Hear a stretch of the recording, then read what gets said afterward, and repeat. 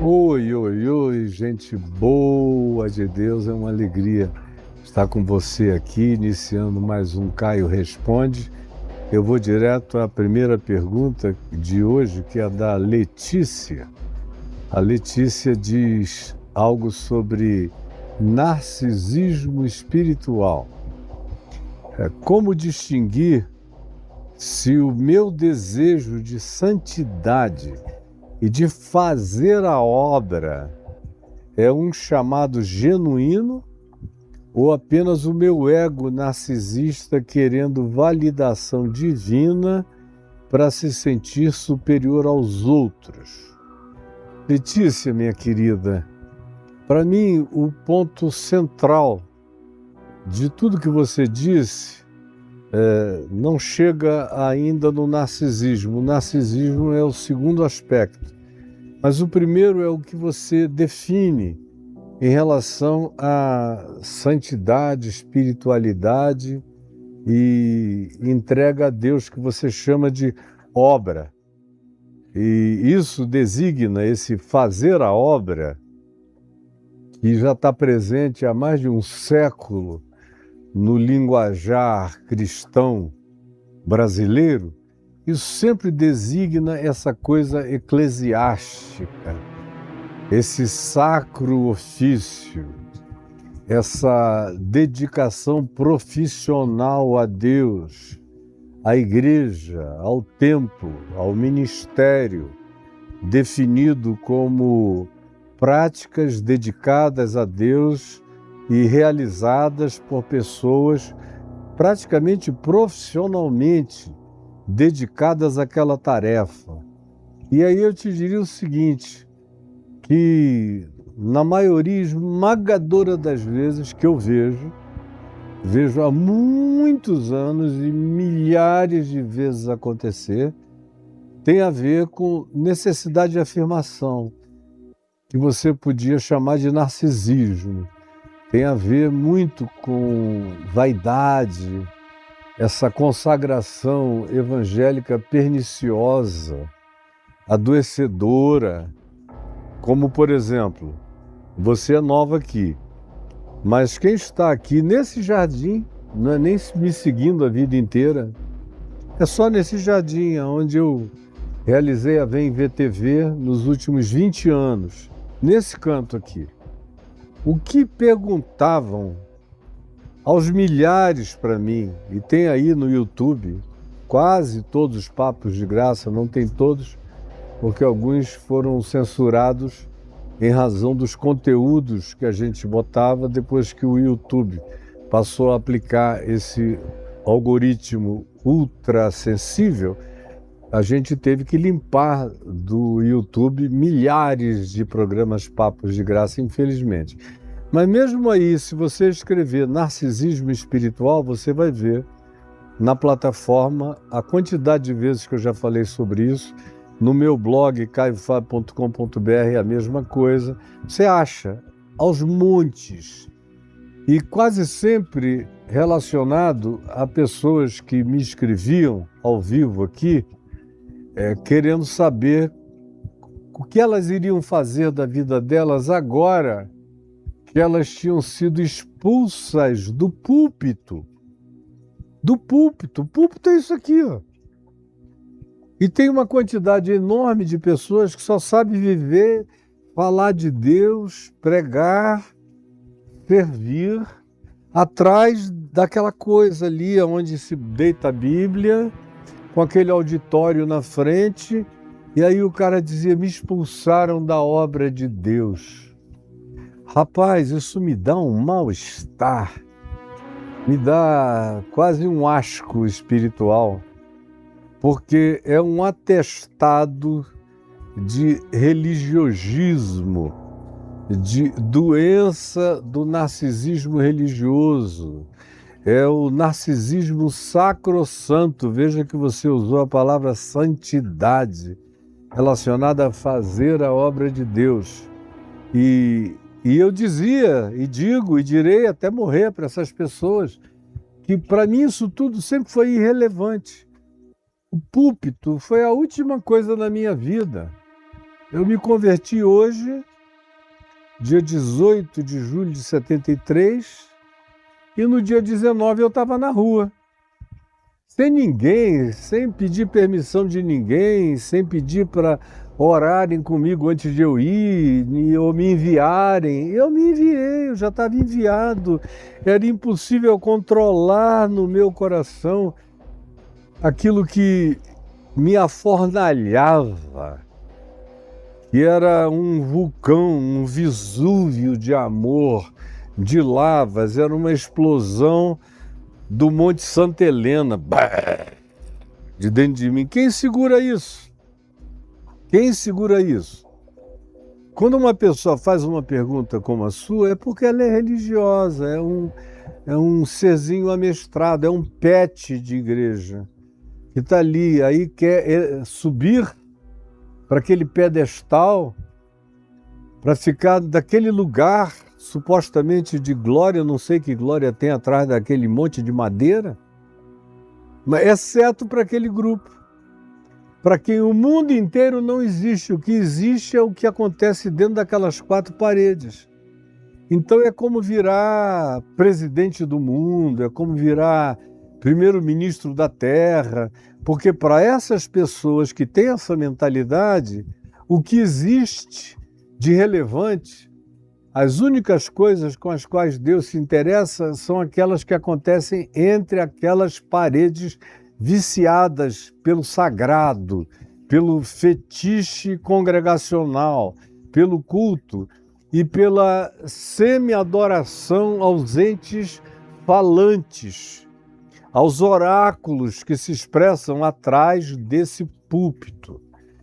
E a isso se dá mais valor no mundo protestante, evangélico, pentecostal, nem tanto no neopentecostal, porque os caras não pregam, só ficam andando para lá e para cá dizendo amém ou não amém, pula, levanta o braço, ou faz isso e aquilo. Aquilo ali é outra história, é uma rave de gente alucinada, que não tomou nada e já vive doida. Mas no mundo protestante e evangélico, o culto ao púlpito é um negócio extraordinário, é uma espécie de arca da aliança. É algo que você fica ungido com um privilégio especialíssimo se você tiver a prerrogativa de falar detrás daquele móvel.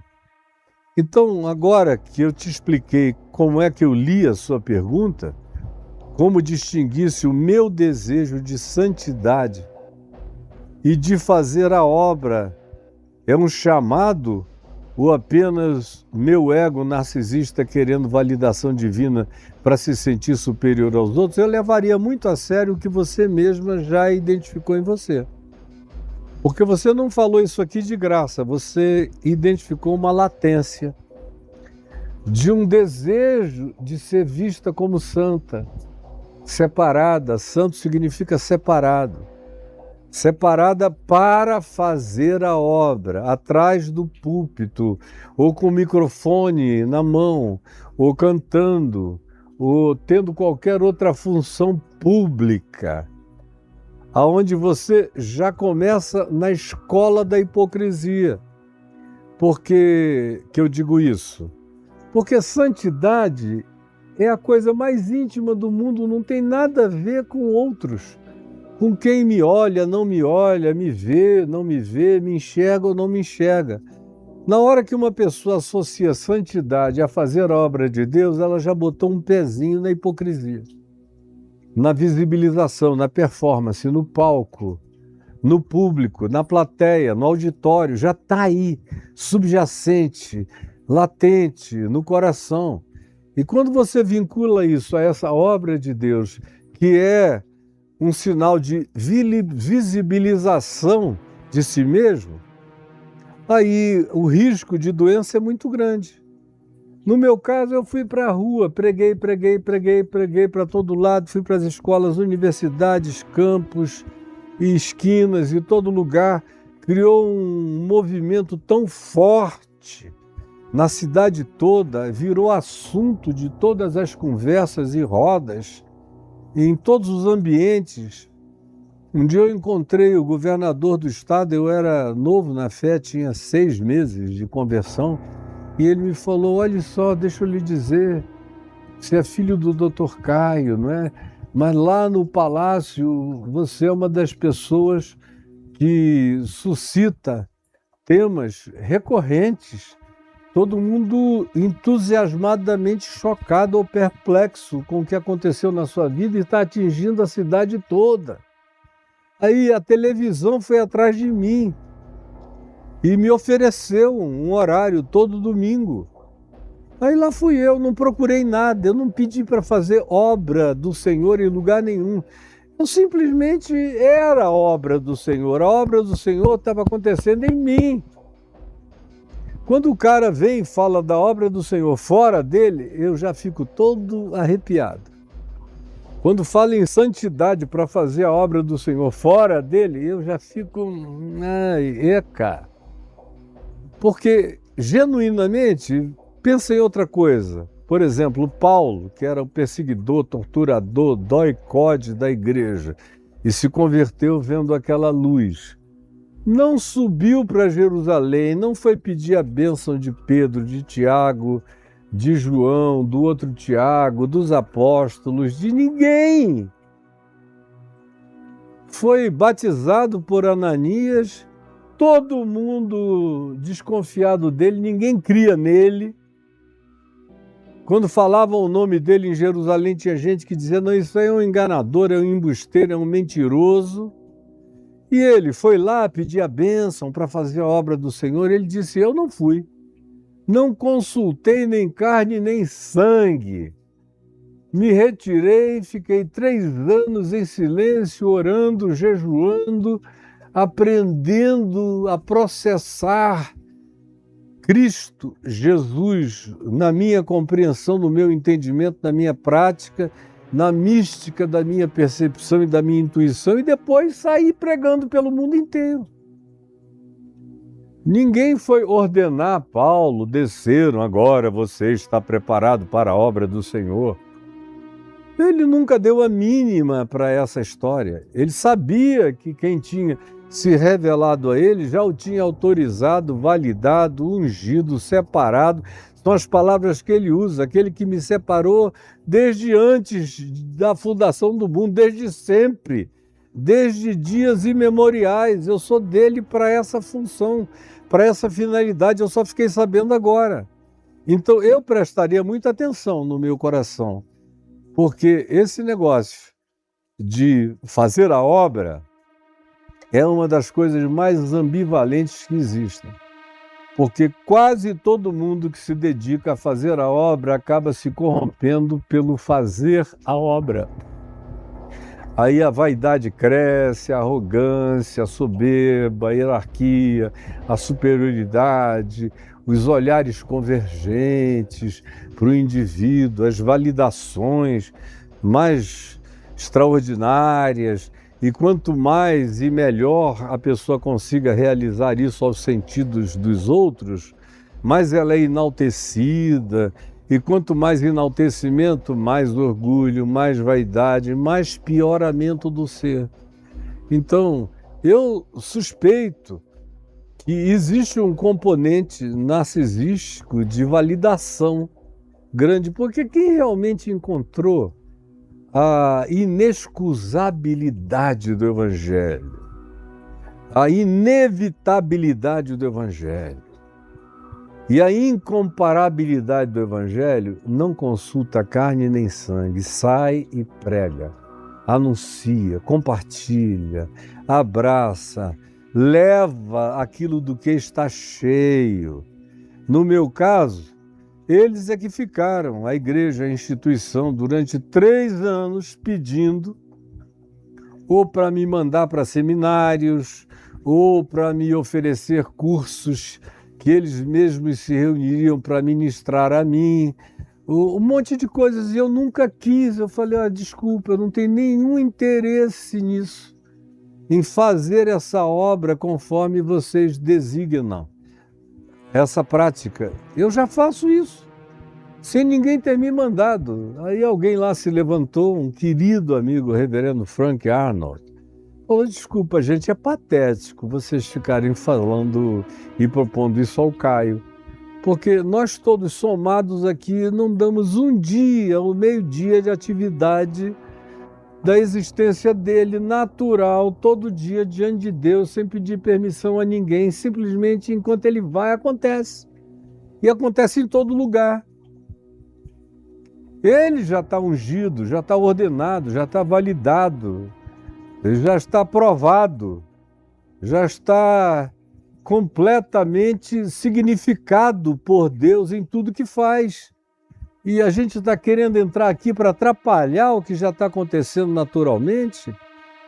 Se a gente quiser, acho que o máximo que ele nos considerará é que a gente tem o privilégio de ordená-lo pastor presbiteriano, mas ele mesmo não está querendo, não está pedindo, sinceramente não está precisando de nós, nem da igreja presbiteriana, nem de instituição nenhuma. Eu estou falando no início do meu ministério, e eu passei a vida inteira me sentindo assim. E quando eu vi que depois de 30 anos de ministério e depois de presidir a Associação Evangélica Brasileira e de conseguir colocar praticamente 70% de todas as denominações evangélicas debaixo do mesmo guarda-chuva no Brasil inteiro, me senti em pecado contra Deus, porque eu estava me tornando o Alibabá de milhares e milhares de ladrões, não eram de 40 não. Ali naquele meio tinha uns 300, 400, 500 que eram indubitavelmente homens e mulheres de Deus. O resto, vocês conhecem, eles estão aí, ó, no mercado, no circo, na ágora, no panteão das autoadorações espalhados por aí, só canalhas, só calhordas, adúlteros, promíscuos, mentirosos, sedutores, amantes do dinheiro, tomados de ganância, de sórdida ganância, e eu ali presidindo essas gangues, ouvindo histórias de roubo, de assassinato, disso e daquilo, todo mundo na obra do Senhor, brigando e se matando por causa da obra do Senhor. Quando chegou em 94, eu falei para o meu filho Davi, que está hoje, por acaso, ali dentro, junto com o meu neto Mateus e a Clarinha, fazendo os cortes dessa minha resposta. Em 94, eu falei para ele, filho, eu não estou mais aguentando. E eu consegui aguentar ainda até 98. Em 98, como dizia o meu amigo Gabiru, que trabalhava aqui com a gente, eu peguei o beco, e fui embora. Não fui expulso, recebi 6 cartas da Igreja Presbiteriana me convidando para ficar, para não ir, para não sair, para continuar institucionalizado. Recebi cartas de várias denominações evangélicas querendo que eu fosse professor, que eu fosse bispo, que eu fosse isso e aquilo. Recebi convites de grandes instituições americanas para voltar para os Estados Unidos e viver uma vida nababesca como líder de grupos e de ONGs e para-eclesiásticas americanas. Eu não quis. Eu quis o que mais me distanciasse disso tudo. E aonde eu consegui ficar mais distante disso tudo é aqui, na catedral do meu jardim, saindo pontualmente para pregar, mas não mais naquela loucura na qual eu vivi décadas e décadas e décadas. Como um dia o atual presidente Lula chegou lá no meu escritório e me perguntou, você é candidato à presidência da República? Eu falei, você está de gozação comigo. Ele falou, é claro, eu sei que você não é. Mas, pelo amor de Deus, você vive um estilo de vida, viajando todo dia, todo dia, todo dia. Eu já me informei que são décadas assim. E eu fiz isso na minha primeira campanha.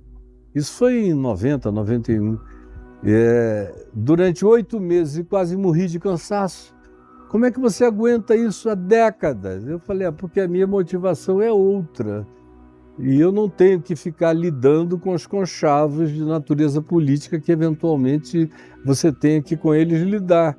Mas chegou um ponto em que eu não aguentava mais a chamada obra do Senhor. Hoje ela me dá até asco em muitos aspectos, porque eu já sei que ela carrega uma quantidade enorme de narcisismo, de vaidade, de autopromoção, de performaticidade, de necessidade de validação desse ego carente, que não se sente mais glorioso nem mais elevado do que com qualquer coisa que, em nome de Deus, o divinize aos sentidos das outras pessoas. Então, sinceramente, Jesus nos chamou para indo, enquanto a gente vai, enquanto a gente vive, enquanto a gente é quem a gente seja, a gente compartilhe o Evangelho com obras, com exemplos, com sinais, prodígios, maravilhas, orações, aconchegos, abraços, carinhos e com palavras. Mas as palavras precisam ser precedidas pelos melhores exemplos sinceros, verdadeiros e naturais, que a gente expresse como fruto de amor na vida. E aí, quando isso acontece, ninguém fica achando nada a respeito de medo de narcisismo. Porque é enquanto você vai, você se sente narcisista enquanto vai à padaria? Agora, eu não posso ir à padaria, toda vez que eu vou rola alguma coisa. Alguém vem, senta do meu lado, conversa, bate papo, daqui a pouco pede uma oração. Qualquer lugar que eu vá. Por quê? Porque quem eu sou precede qualquer coisa relacionada a púlpito e a lugar de pregação. A última coisa que as pessoas me perguntam é: o senhor está pregando em algum lugar em Brasília? Porque até mesmo isso elas não precisam, elas me ouvem aqui no YouTube, no Instagram, no TikTok, em várias plataformas, são alimentadas, aprendem a viver, aprendem a crer, aprendem a amar, sem precisar de nada disso. O fato é o seguinte, minha filha, quem tem unção e é cheio do Espírito de Cristo e do Evangelho, aonde quer que chegue, emana isso tudo, sem precisar de nenhuma validação, de nenhuma forma de obra do Senhor. E quem quer que queira se dedicar de maneira paroquial é a palavra, é uma paróquiazinha, a esse trabalho, esses são os que têm que tomar mais cuidado do que todo mundo com o narcisismo, a vaidade, porque a congregação pode ser pequena, mas você vira o centro dela, acaba virando uma espécie de objeto de culto. E não raramente, na maioria esmagadora das vezes, é o contrário, as pessoas ficam totalmente emburrecidas, envaidecidas, idiotadas, arrogantes, soberbas e, meu Deus, feias, nojentas, insuportáveis, vão virando fariseus, saduceus, dependendo do grupo, da denominação ou da natureza da suposta fé que carreguem. Então, eu, se fosse você, iria para a vida.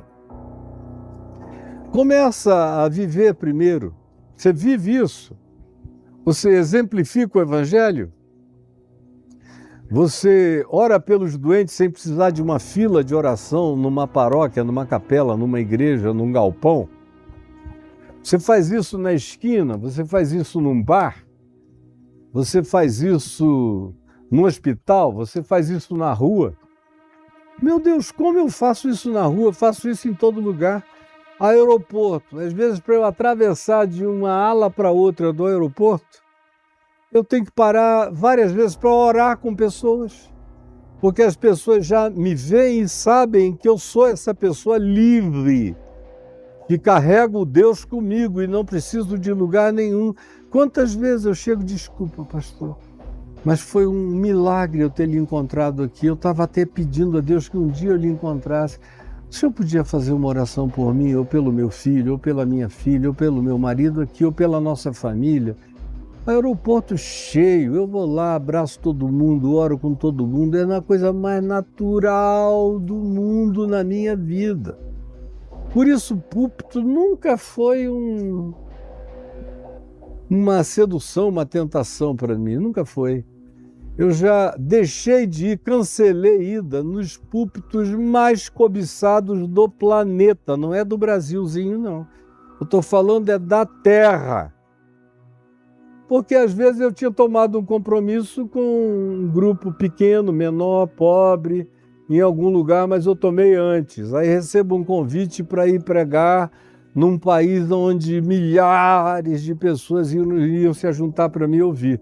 Se eu fosse valorizar quantidades e quantificações e números, eu iria escolher sempre os números, mas eu sempre escolhi os compromissos, os princípios, os vínculos já estabelecidos, as promessas feitas. Deixei os grandes eventos para lá. Quando coincidia, deu poder da minha agenda caber, eu ia. E abri e fechei alguns dos maiores eventos do planeta Terra no meio de cristãos. Mas isso nunca foi nenhuma vaidade para o meu coração, nunca saí me sentindo maior porque preguei ou menor porque não fui. Nada disso, nunca pedi para ninguém me convidar, nunca dei um toque a ninguém, era meu sonho, eu nunca tive sonho de nada disso, de obra de Deus nenhuma. Minha única decisão era, no dia em que eu estiver vivo, enquanto eu estiver vivo, eu quero que o Evangelho vaze de mim para quem quer que de mim se aproxime. Isso é aquela obra que Jesus fazia todo dia.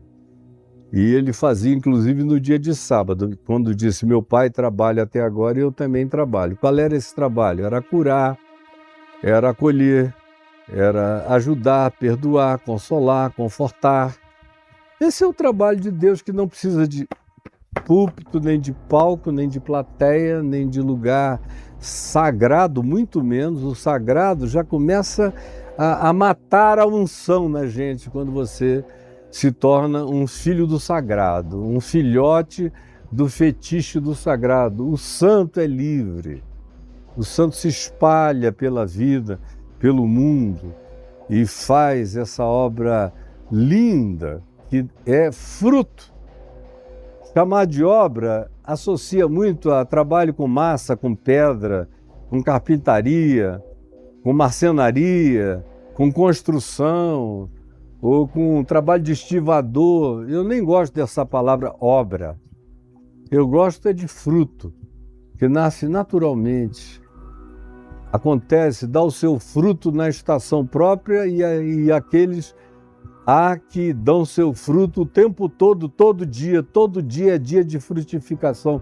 São seres semelhantes à árvore da vida que dão fruto todos os dias do ano e até as folhas, até o que cai, até o que o vento leva, serve para a cura dos povos. Eu já falei muito respondendo essa pergunta, querida Letícia, e eu vou parar por aqui. Mas antes eu quero pedir que você preste atenção nesses dois pixies que estão passando aqui. Tem um que é pessoal, escrito Caio e Adriana. É para os amigos que dizem a gente queria ajudar a sua vida pessoal. E eu agradeço, porque desde que nós começamos a fazer isso, e várias pessoas começaram a nos ajudar livre e espontaneamente, conforme propõem nos seus corações, isso tem nos ajudado muito, a mim e a minha mulher, e tem dado alguma tranquilidade ao coração dela, que é ela que cuida dessas coisas todas, da nossa vidinha, da nossa casa. Então eu agradeço de coração esse Pix aí, Caio e Adriano. Agora, tem um outro, por qual eu peço mesmo, de maneira objetiva, que você ajude, que é esse do CNPJ, que está passando aqui, que é da VMVTV. Esse é para o meu ministério, é para pagar salários, 13º, férias, é para trocar equipamento. Como eu falei, a gente está aqui hoje trabalhando com 2 câmeras só, porque as outras 2 bateram pino. Então, eu preciso de mais 2 e preciso de dinheiro para comprar. E a gente não trabalha aqui hoje em dia com câmeras profissionais, porque a gente viu que não precisa. Mas botar um iPhone, S o quê? 16, 17? Esses mais modernos são perfeitos, tem uma imagem linda.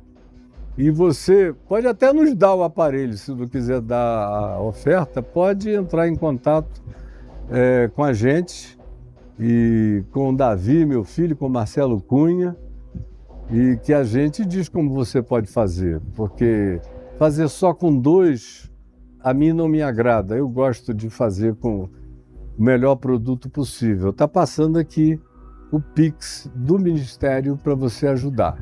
Agora, eu terei o prazer de também pedir a você que entre nos nossos cursos, no caiofab.com.br/cursos. Está lá no meu blog. caiofab.com.br é o blog. /cursos, aí você entra numa quantidade grande de cursos. Um grande beijo e então, vá!